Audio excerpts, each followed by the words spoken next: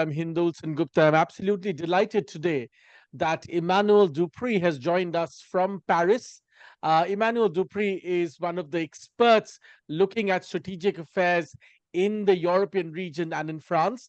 He's the president of the Institute of European Perspective and Security Studies, the IPSE, a think tank dedicated to diplomacy and strategic studies.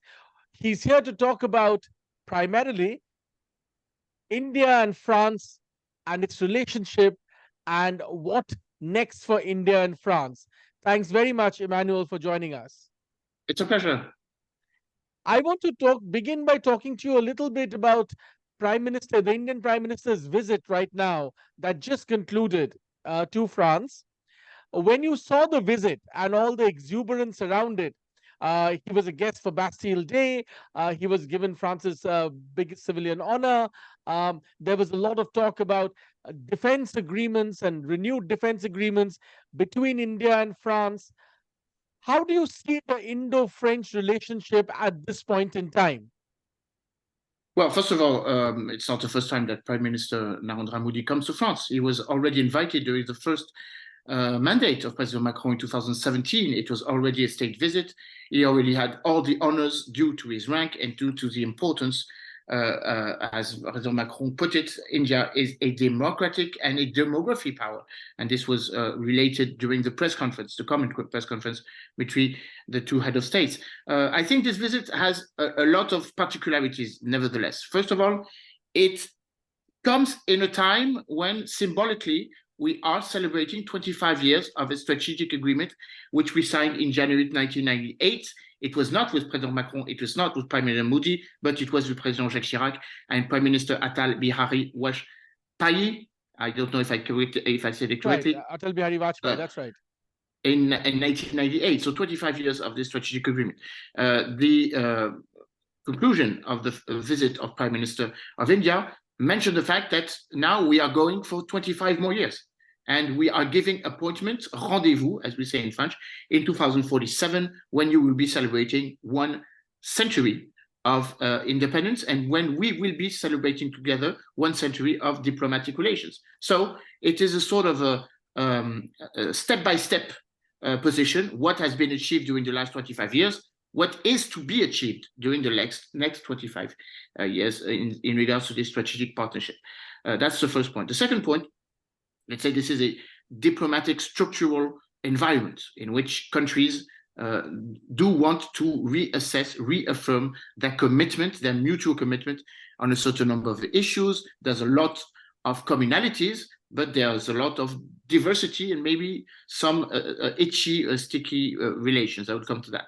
Now, the conjunctural situation is that, of course, India has to be taken in account and not to be granted because it is hosting the G20 and the September meeting in New Delhi, in which President Macron will attend, of course. Let's see if President Vladimir Putin comes to India as well. But then, nevertheless, this is an important milestone of our relations as we are assessing the fact that we have to take in consideration, as I said, the mutual commitment that we are abiding by each other, France and India, the importance of multipolarity inside the international system, a rule-based order, and of course, the quest or the centralization of multilateralism, United Nations multilateralism. Maybe France and India will be on the same track to bring India as a permanent member of the Security Council. I think this is one of the discussions that Prime Minister Modi and President Macron spoke about. And of course, we have three other common perspectives: respect of sovereignty, quest of strategic autonomy, which we are funded, for whom France and India is mutually funded, and of course, defense and security cooperation.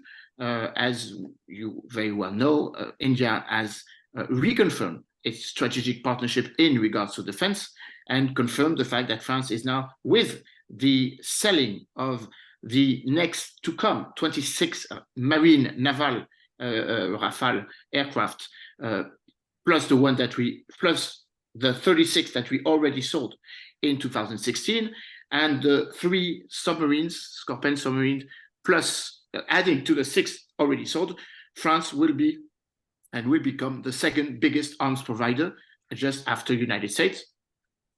And if I may add, because of India, or because we are selling we have managed to sell this material.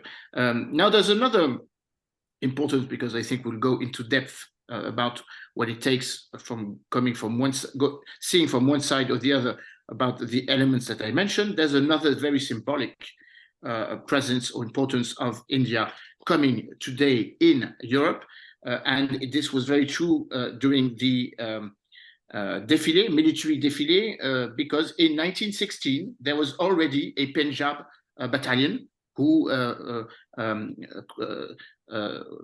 let's say paraded on the military parade, making us not forget, because this is very important in the mindset and in the memory of the Indians, that India has always been side by side, shoulder to shoulder, during the First World War, during the Second World War, and that Indian soldiers have fought for the liberation of Europe. And this is very important, as we need to bring India to understand why we must be resoluted and totally determined to deter the action of Russia in Ukraine. I think this is one of the maybe difficult dialogue that President Macron and Prime Minister Modi have had, but I think this was important to be reassessed. To talk a little bit about the defense ties that you mentioned, and also you mentioned Russia. There's a lot of talk before coming to France. Prime Minister Modi had a very successful visit to the United States, and there also there was a lot of talk about defense ties. I want to ask you, does France see itself as India pivots in a sense of from where it buys its defense goods and equipment? Many people believe that slowly it will move from Russia to the United States, but increasingly France is becoming a very important destination from where India procures its weapons. Do you see that relationship going much further? Do you see France wanting to supplant, in a sense, some of the stuff that India used to buy from Russia and instead make itself, that is France, the destination from where India buys critical or many critical strategic defense equipment? Well, I think this is not by any means the vision of France. France is not willing to replace Russian armed procurement. It wants to diversify its offer, because our material, when it comes to concurrency, are better than most of the material that are provided or are proposed to India. I'm not saying anything about the Sukhoi 37 or the fifth generation of Russian airplanes, nor the F-35. But if you have decided to buy 72 of our Rafales, that is for a reason. And of course, concurrency is because our material or our common perspective or our industrial excellence is by no means discutable.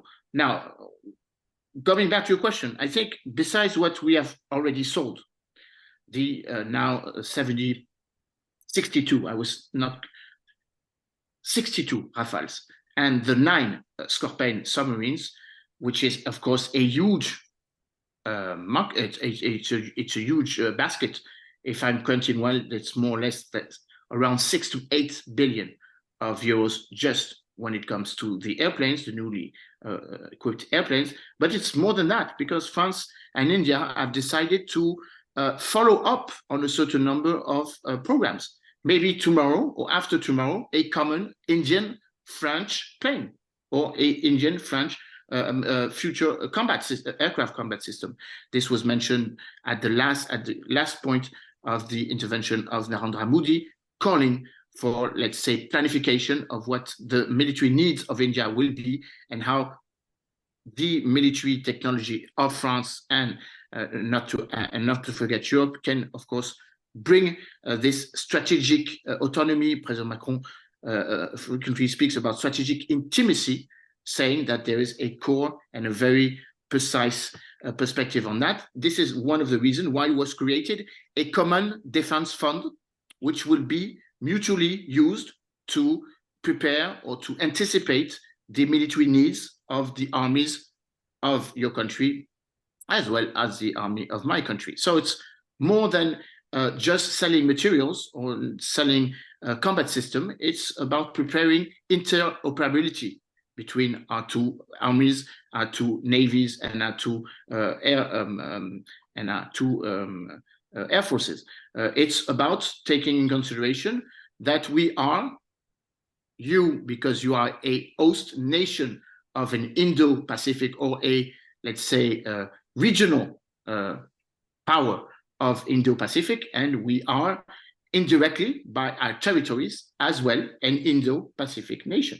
So we have to consider in common the fact that Indo-Pacific must not be a space of confrontation, but we must bring Indo-Pacific to be a very transparent, very independent, no barrier, free market amongst the nation of the Indo-Pacific, not bring in deterrence nor containment of a power or nation.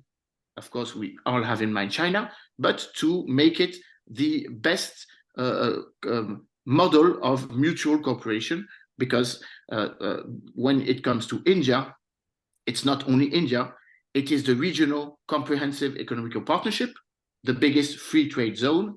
When it comes to India, it's not only India, it is the Shanghai Cooperation Organization, which your country joined in 2017, and of course the BRICS. So when you tackle India, when you speak to India, you have in mind what President Macron reminded and what Prime Minister Noudry reassessed: 1.4 billion of Indians today, 2 billion of Indians tomorrow, but moreover, 1.1 billion of Indians who will be composed of the middle class. Therefore, the household having a daily expenditure of between $10 to $100 a day. So it's a huge market for everyone on the planet. And this is why it is so important not only to speak about defense, but to speak about civil and military cooperation. Maybe we can focus on the civil cooperation, which was one of the major elements of the visit of Prime Minister Modi. Going back to your question, there are some questions, nevertheless, in regards to the position of India in regards to its relation with Russia. Russia and India belong to two common organizations, SCO since 2017 for India, and of course the BRICS, which will gather the 27th and 28th of July in Johannesburg. And this is bringing a bit of preoccupation for those countries who have taken in consideration or taken act of the fact that India, during the last now more than 500 days of the conflict in Ukraine, has not voted against Russia or has not voted to contest the position of Russia, but has not participated, has put an abstention 2 times during the United Nations resolution, the one of the 3rd of March of 2022 and of the 33 of February of 2023. That is one of the preoccupations. The other preoccupation, to be very, let's say, having a common view on that, is the fact that India, as you rightly mentioned, has other partners. And these other partners are exactly doing the same thing or considering India as important as we are. The visit 3 weeks ago of Prime Minister Modi to the United States with President Biden is an example of that. We can add the visit of Prime Minister Modi just after coming back to France, to Abu Dhabi, when there has been a boost in the economical cooperation, reduction of the transaction costs between the two countries, and of course, having taken in consideration one of the elements which is a preoccupation, both from the United States and for us, more from the United States, I do agree, about this de-dollarization, the fact that now Indian rupee will be taking in consideration more than the dollar when it comes to the selling or the purchase of the gas and oil, which India desperately needs, as India is now the 3rd largest oil importer and the third largest oil consumer. That is a preoccupation. And from my point of view and point of view of Europe, the preoccupation is that India belongs also to an Anglosphere diplomatic and security agenda, which is preoccupying for France as the quadrilateral dialogue, joining or liaising both United States, India, Australia, and Japan, is acting without us. And this two, let's say, quote unquote, difficulties or obstacles.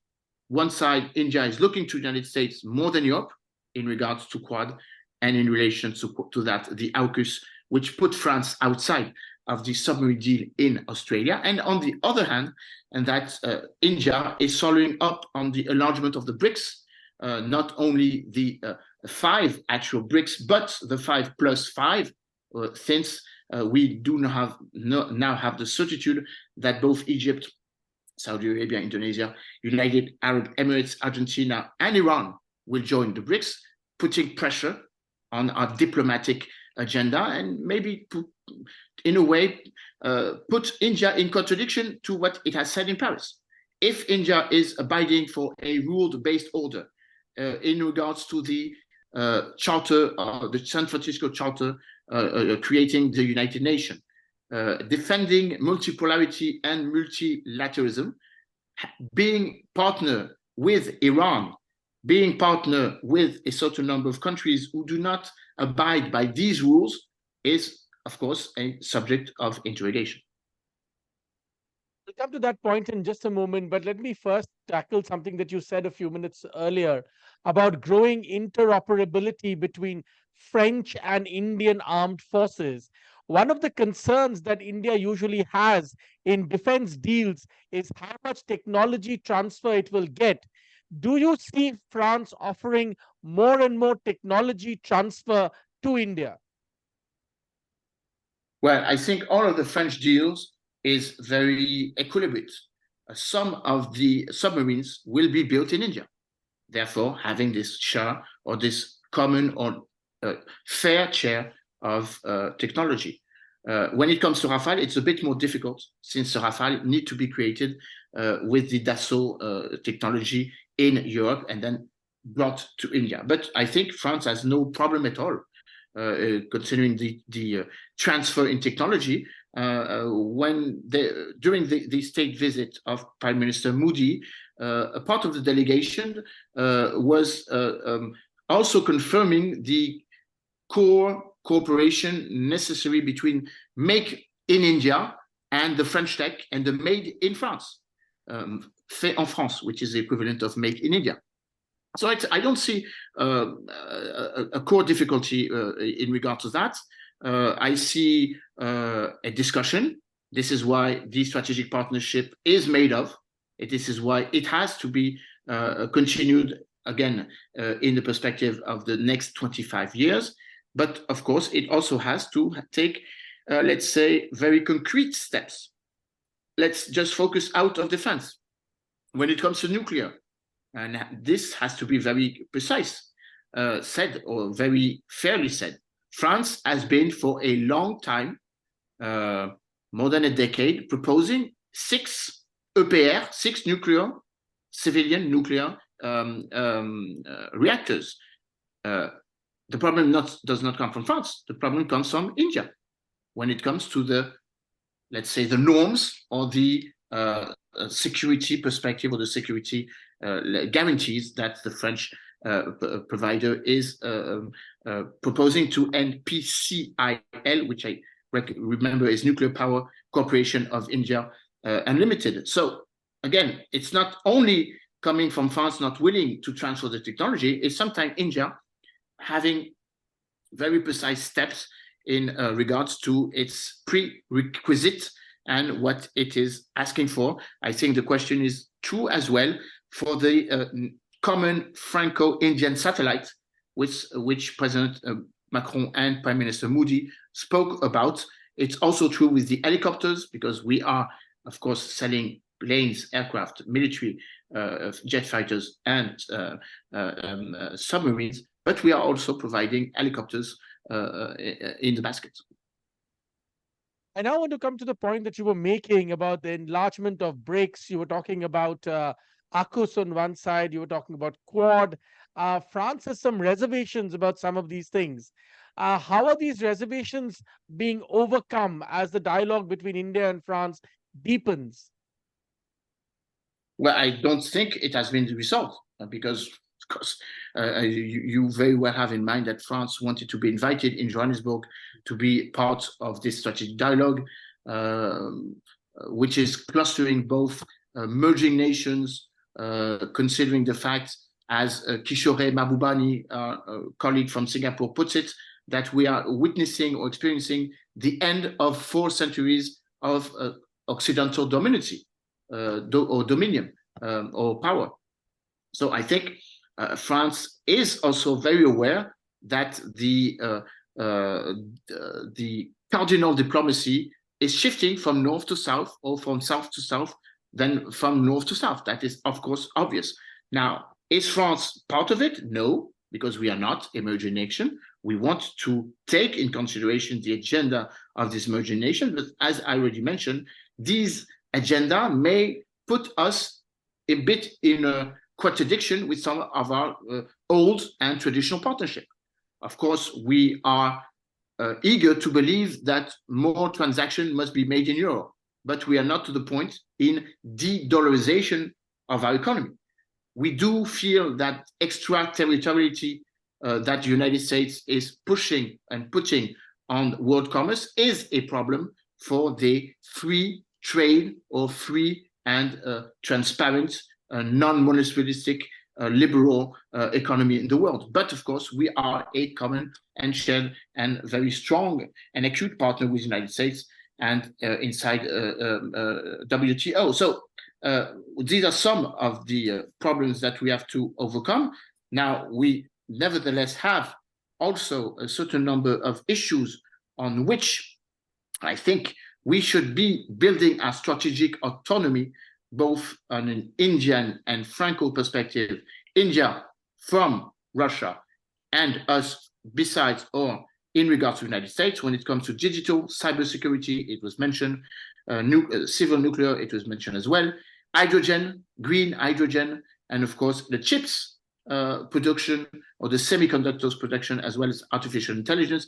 These were some of the points on which I think France and India are on the same track, as well as blue economy since the last February 2022 Oceans Governance Initiative, which was enhanced and of course clustered by this common vision of the preservation of diversity, biodiversity, the fight against the use of unique use of plastics in the ocean, etc., etc. So I think we have to take in consideration that France is looking in regards to India as already part of almost the G8, or more or less the G8, since it has the capacity to be already the 8th biggest or the 8th most dynamic economy, and therefore putting aside Russia or taking the place of Russia.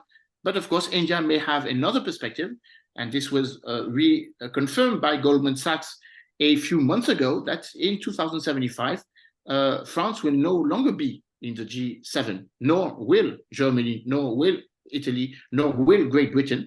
United States will still be in, and nor will be Canada as well. United States and Japan will be inside, but India will be the second biggest economy, just after the Chinese, or at the same level as the United States, and we will be the 15th economy. So the question is, where is our mutual interest for us to stay a major industrial nation, and India to be part of the international system, which it hasn't yet achieved to enter, both in the United Nations as a permanent member of the Security Council and inside new organizations, which are step by step, year after year, transforming its huge economical perspective.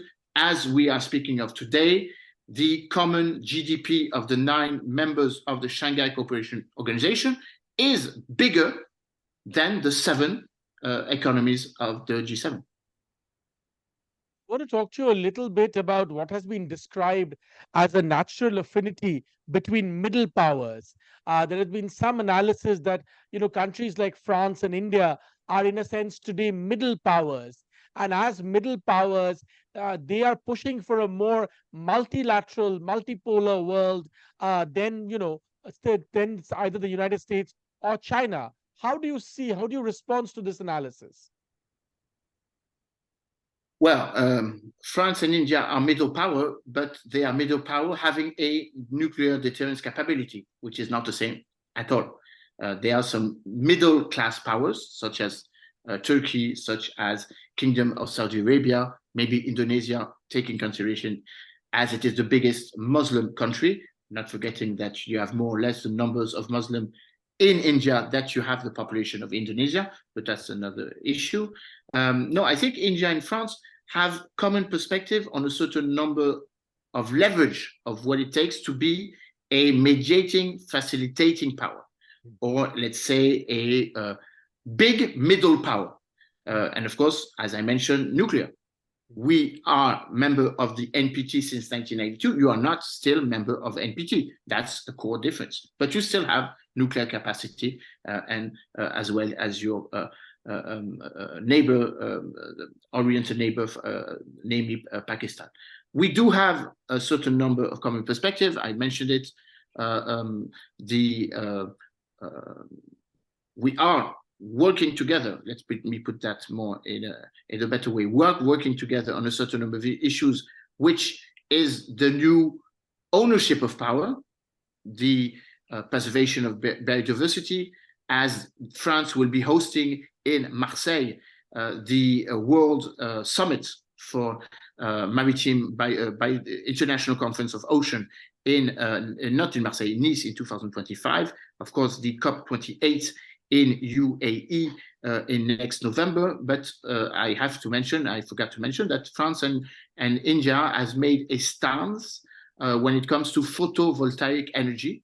1 gigawatt plus 1 gigawatt produced by solar energy. And this was really a bilateral initiative by President Macron and Prime Minister Modi, the International Solar Alliance, which was signed in 2018, 1 plus 1 gigawatt by 2030. So to respond directly to your question, I think France and India see each other in the same perspective, as both countries need to enhance, reinforce their strategic autonomy in regards to their common or neighboring partners, namely Russia for India, and for us, United States, or in a way, what used to be our relations with Russia.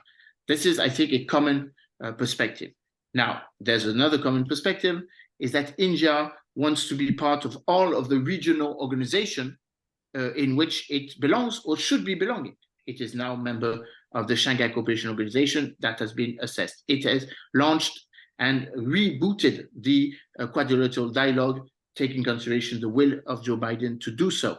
It is willing maybe one day to join the AUKUS gathering or going in the same direction as Great Britain, United States, and Australia. It wants to have a strong commitment and a strong partnership with the countries who do not believe that the Belt and Road Initiative is the only perspective for regional integration, and namely the countries who do have difficulty of discussing on a very equilibrated way with China, namely South Korea, Japan, Singapore, and so on, and of course the Asian 10 countries, and so on and so on. So to respond very precisely to the question, yes, France and India, regardless of their size, regardless of their demography, have the same quest and the same necessity to reassess, on one hand, the respect of sovereignty, territorial integrity. This is very strong, as you are still mitigating amongst Russia with China on the 3,000 kilometers of borders in the north, in the Kashmir region, as well as the so-called ceasefire line of 1949 between Pakistan and India as well.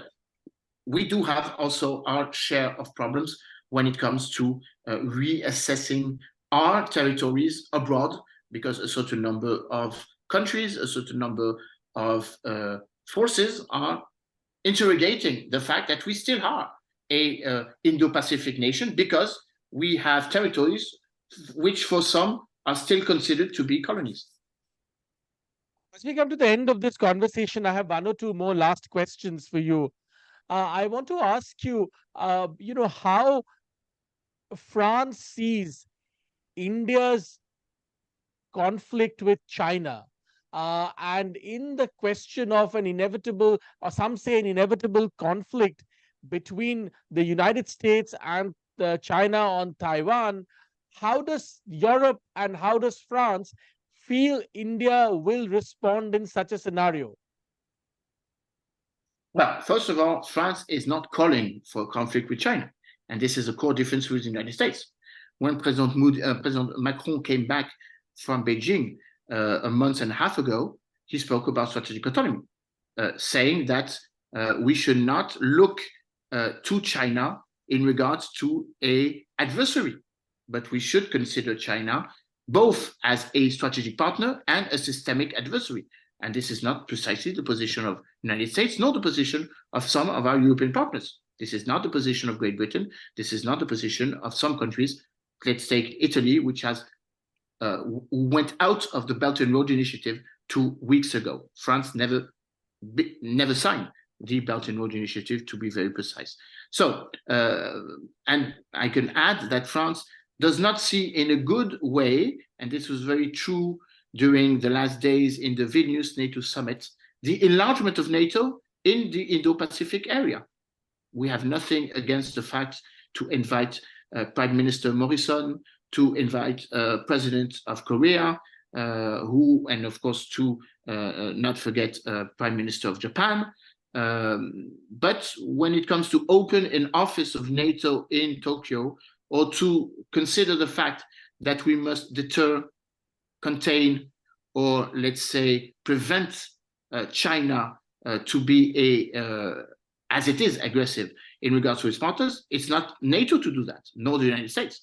We have to bring China to a dialogue position on that, and not between us and China, but between China and Taiwan, or China and its neighbor, or South Oriental Sea of China's neighbor. So our position of France is a bit more less inclined in following blindly the position of the United States, who wants a confrontation, who is preparing for a confrontation, who is preparing deterrence capability, the so-called Pacific Deterrence Mission Initiative that the United States is investing for. So France will not be very pushy in sustaining the United States in that perspective. Again, for us, Indo-Pacific is a sea or two seas of mutual cooperation, not an area of confrontation. I also want to come to the nuclear question that you raised. There is a lot of confusion and different viewpoints about the use of nuclear power in Europe and certainly in India. And as you pointed out, France has been waiting for a decade for certain nuclear reactors to be built in India. Where do you see that conversation between India and France on nuclear power go from here? Well, I think there will be a reboot or a reboost in that perspective. First of all, because France is rediscovering the necessity to diversify its energy, taking consideration that nuclear energy is part of the solution and not the problem, as a certain number of political forces in Europe have wanted to put in the debate, of course, emphasized by the fact that Germany went out of its nuclear capacity in 2012. So I think things are changing. France is more offensive. France is making a clearer proposition to export its civil nuclear capacity. France is very willing to invest in the next generation of nuclear plants. India is very innovative in that perspective, because our nuclear plants are based on uranium, but your nuclear plants will be based on thorium. And this is very important because we have to invest in that material, or in that this nuclear fueling capacity, or nuclear capacity. So I think France will be pushing more and more for the selling of this 6 EPR, the medium-range nuclear reactors that we have proposed to you for a long time. We will be, of course, pushing on that perspective, taking in consideration, again, as this comes to in the logic of a reboot of our mutual relation. We have had a strategic partnership for 25 years, but the increase of our mutual economic cooperation only started 10 years ago. And it was multiplied by 2 during the last decade, making France, making India our second, our biggest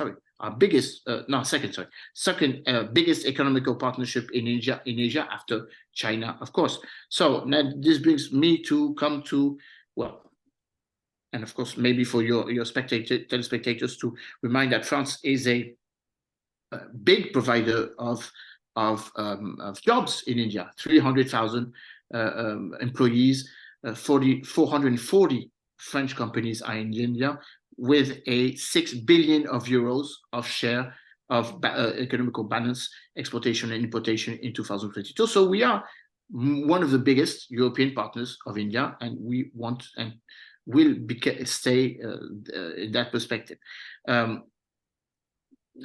So to come finally to your question, or to address the question more directly, I see, of course, France and India not overcoming a certain point of difference of point of view. India is more itchy on the question of its neighboring relation with China, in a same perspective as the Central Asian states are very preoccupied of the hubris of Russia and the imperial quest or imperial vision of President Putin. I think it is the same thing when it comes to dealing or taking consideration President Xi Jinping. But we have, as a third partner, to assess the fact that India and France are willing and motivated to reboot or relaunch the non-alignment movement, which is very strong commitment, which France has always thought could be a third vision or a position to follow up. So all this wrapped up makes France and India look very alike when it comes to regional cooperation in Europe and the impulsion that France has given during the last 70 years, and India being a counter model in regards to China and its Belt and Road Initiative, which sometimes is very more aggressive, and it's sometimes not as inclusive as should be an Asian vision or an Asian economical regional integration. My last question. During Prime Minister Modi's visit to America, it seemed that India's point of view on the Ukraine war has finally been understood to a degree in America. Sitting where you are in Paris, do you think India's point of view, the stance that India has taken in the Ukraine war, is better understood today? And is there a deeper understanding of where India is coming from? Well, to be very diplomatic, I'm not sure. I'm not sure the United States was fully convinced of the position of India. It said it was satisfied, but I'm not sure it was convinced. Moreover, I think President Biden expected more from Prime Minister Modi in that regard. I think President Biden expected that President Modi would not give back the military material or the missiles or some of the arms sold by Russia to India that now Russia wants to take for him before sending back to India. That's the first point. I think President Biden, as well as President Macron, are very preoccupied on the fact that India, as it is the third largest oil importer and consumer, has its own economical interest, which is to buy Russian gas. which is to continue to buy Russian coal, which is continuing to buy Russian GNL. And nevertheless, there will be a Indian oil Total energy deal when it comes to liquid natural gas, and we are very happy about that. So I think we understand that India has needs. India has to, of course, seek the economical security of its citizen. And of course, if the Russian gas and Russian oil is available, then of course one could assess that India makes it very easy and very concrete to buy. I think India has bought something like 3.5 billion of barrels or something like that.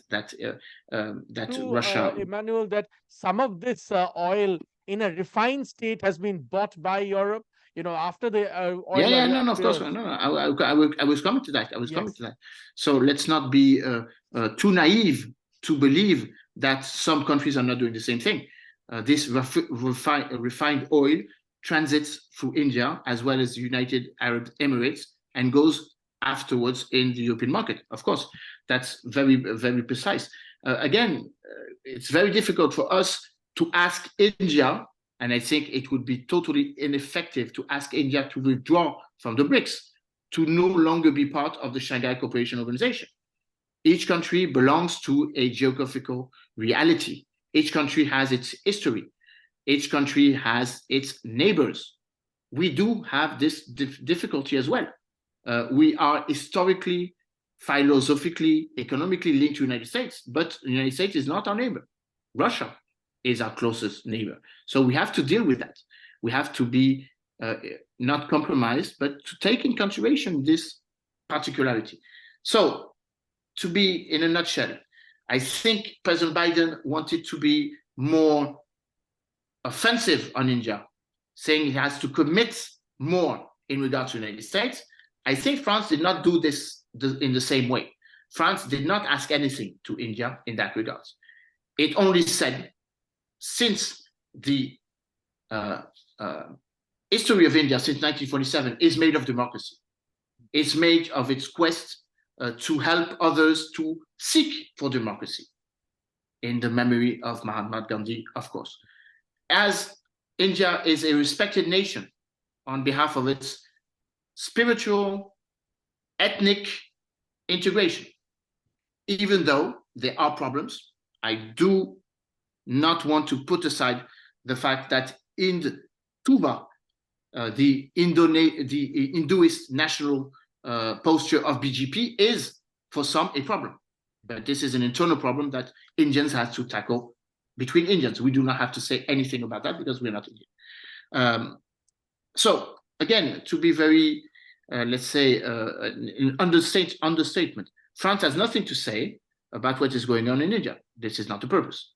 But we do feel that it is in the interest of mutual interest of a certain number of nations to make understand to Russia that you cannot, on one hand, defend the Article 1, Article 2, Article 51 of the Charter of the United Nations, the so-called autodetermination of people, the national sovereignty, national border integrity, and the right to protect itself, and on the other hand, to invest in a neighboring country and to go to war in regards, or to deny the existence of a neighboring country. I think this is very important because India has the same dialogue and the same dimension when it comes to Pakistan, or when it comes to India, or when it comes to China. My last question, a lot of people believe that India-France relations are at an all-time high. Do you think that? Oh, we can do better. We can do better. I think we can do better in a certain number of areas. First of all, the presence of Indian students. There are now 18,000 Indian students in France as we're speaking. The objective is to go to 30,000 in 2030. This was reaffirmed by the French president a few hours ago. As I mentioned also, and I could add, there are some new perspectives to enhance when it comes to cultural, cinematographical, musical cooperation as the model of cultural goods that India is selling across Asia is also maybe a market to invest when it comes to Europe. As I mentioned, 1.1 billion of Indians will be belonging to the middle class. So French companies have to be more aggressive or to be more present in the Indian market, not only in spatial, nuclear, civil, aeronautical, or digital, or when it comes to, let's say, economy, sovereignty economy, or regalian economy, but also when it comes to brands of luxury goods, when it comes to brands of cultural production. There was a certain number of very interesting discussions concerning the cooperation of museums and the opening of a museum in India with a core cooperation with the Louvre Museum. I don't remember the name of the museum. It would be New Delhi, but Prime Minister Modi spoke about this during his speech during his press conference. So it could go better again. It could be rebooted when it comes to military cooperation. This is why there will be this mutualization inside the Common Defense Fund. And maybe tomorrow, if we have a very ambitious point of view, maybe a mutual cooperation when it comes to the building of a aircraft carrier. India needs more aircraft carriers. We only have one, and maybe we can also work together in that perspective. Wonderful. Thank you very much, Thank you so Emmanuel much. Dupree, for joining me for this conversation. I really appreciate your frank and incisive comments on India-France ties and also about Europe and India in general. Thank you very much for your time. Thank you so much.